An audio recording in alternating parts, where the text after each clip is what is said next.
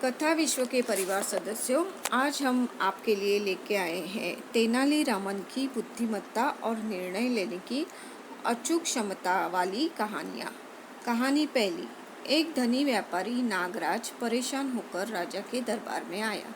उसने बाजार में एक कीमती हीरो की अंगूठी खो दी और उसे अपने तीनों नौकरों को राजा रवि या राघु में से एक पर इसे चुराने का संदेह था। तेनालीरामन को जांच करने के लिए कहा गया। उसने नौकरों को बुलाया और प्रत्येक को एक जलती हुई मोमबत्ती पकड़ने को कहा। कुछ समय बाद उन्होंने देखा कि राजा की मोमबत्ती से ध्यान देने योग्य मात्रा में मोम टपक रहा था, जबकि अन्य में नहीं। तेनालीरामन ने राजा पर अंगूठी चुराने का आरोप लगाया। जब पूछताछ की गई तो राजा ने खुलासा किया कि उसे वास्तव में अंगूठी ले ली थी और उसे अब घर में छिपा दिया था। राजा ने तेनालीरामन से अपनी विधि बताने को कहा। तेनालीरामन ने उत्तर दिया।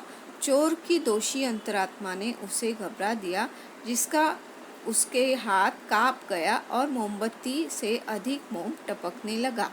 राजा तेनालीरामन की चतुराई से आश्चर्यचकित हुआ और उसे पुरस्कृत किया। कहानी दूसरी। दो किसान रामू और कृष्णा एक उपजाऊ भूमि के स्वामित्व पर विवाद करते थे। राजा कृष्णदेव राय के दरबार में पहुंचे। दोनों ने दावा किया कि उन्होंने इसे एक ही विक्रेता से खरीदा, लेकिन विक्रेता बिना किसी निशान के गायब हो गया। राजा ने हैरान होकर तेनालीरामन से फैसला सुलझाने को कहा। तेनालीरामन ने दोनों किसानों की बात सुनी और फिर एक सरल प्रश्न पूछा, आप में से किसका परिवार बड़ा है? रामू ने उत्तर दिया, मेरे 3 बेटे और 2 बेटियां हैं। कृष्णा ने कहा, मेरे 4 बेटे और 3 बेटियां हैं। तेनालीरामन ने घोषणा की कि कृष्ण भूमि के मालिक है। जब राजा ने स्पष्टीकरण मांगा तो तेनालीरामन ने कहा, यदि विक्रेता ने वास्तव में रामू को जमीन बेची थी तो उसने बड़ी परिवार का एक बड़ा हिस्सा दिया होगा, जैसे कि प्रथा है। चूंकि कृष्ण का एक बड़ा परिवार है, इसलिए यह विक्रेता के लिए स्पष्ट है उसे जमीन बेच दी। राजा तेनालीरामन की बुद्धिमत्ता से प्रभावित हुए और उन्होंने कृष्ण को असली मालिक घोषित कर दिया।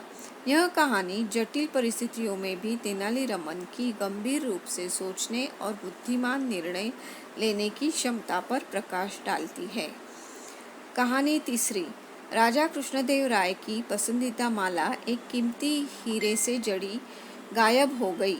राजा क्रोधित हो गया और उसने अपने दरबारियों पर चोरी का आरोप लगाया।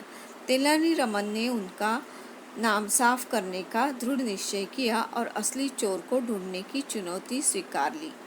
तेनालीरामन ने राजा से जांच करने की अनुमति मांगी और महल के मैदान की जांच शुरू कर दी।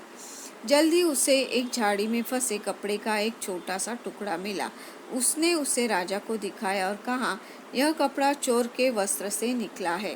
राजा को संदेह हुआ और उसने पूछा कि उसे कैसे पता चला। तेनालीरामन ने उत्तर दिया, कपड़े में राजा के स्वयं के इत्र की सुगंध है, जो केवल राजा के कपड़ों और उनकी पसंदीदा वेश्या माधवी के कपड़ों पर लगाई जाती है। तेनालीरामन फिर माधवी के घर में गया और गायब माला को उसके बिस्तर में छुपा हुआ पाया। वेश्या ने चोरी की बात कबूल करते हुए खुलासा किया कि वह अपने गुप्त प्रेमी को माला उपहार में देना चाहती थी। राजा ने तेनालीरामन की चतुराई से प्रभावित होकर रहस्य सुलझाने के लिए उसकी प्रशंसा की। तेनालीरामन की बुद्धि और तीव्र अवलोकन कौशल ने एक बार फिर गरीब को बचा लिया। यह कहानी तेनालीरामन की बुद्धिमत्ता, रचनात्मकता और दायरे से बाहर सोचने की क्षमता को दर्शाती है, जिससे वह भारतीय लोक कथाओं में एक प्रिय व्यक्ति बन गए हैं। दोस्तों, कैसे लगे तेनालीरामन की ये कहानी? हमें कमेंट करके बताइए और चैनल को सब्सक्राइब करें। बेल बटन अवश्य दबाइए ताकि ऐसी ही मज़ेदार कहानी आप तक पहले पहुंच सके। धन्यवाद।